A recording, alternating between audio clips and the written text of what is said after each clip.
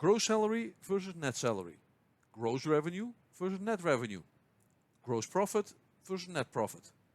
You can think of the gross amounts as before and the net amounts as after. Let's discuss what is between gross and net in each of these cases. First example, from the world of payroll accounting. Gross salary, the amount advertised in the job posting, usually on an annual basis. A $75,000 job refers to a job that offers $75,000 in gross annual salary.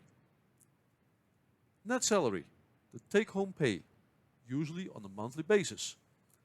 $75,000 in gross annual salary roughly translates to a monthly net salary of $4,778. Big disclaimer, don't take that as a given. Please do your own research for the country and state that you live in, as these amounts can vary very significantly. What types of deductions are made to go from gross to net salary? Here are the main elements, without trying to provide an exhaustive list. Federal income tax, state income tax, social security tax, medical leave and family leave insurance, and others. Second example, from the world of corporate financial statements.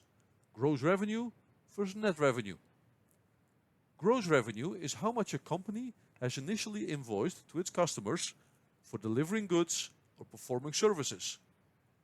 Net revenue is how much of that invoiced amount actually ends up in the income statement. Let's put some numbers to that. If gross revenue for a company is 104, then we generally need to deduct 3 different line items in order to get to net revenue. Returns, the value of items that customers send back to the business. Let's assume the value for this is 2. Allowances, price reductions given to customers, often due to issues like damaged goods. Let's assume these are valued 1.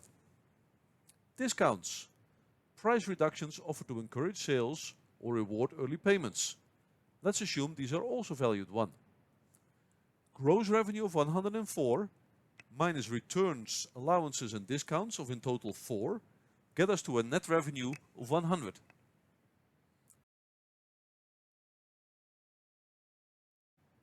Another example, also from the world of corporate financial statements. Gross profit versus net profit. Gross profit equals net revenue minus the cost of goods or services sold. Net profit or net income equals gross profit minus all other expenses in the income statement. If we continue with the same example, then net revenue is 100. Cost of goods sold is 40. If we deduct COGS from net revenue, we get to the first subtotal in the income statement, gross profit of 60.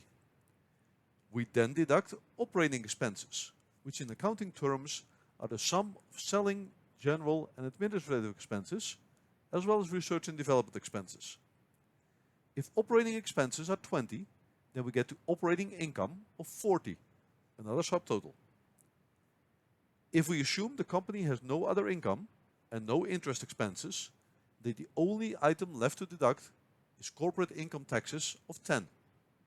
The bottom line, net income or net profit, is 30. Gross is before, net is after.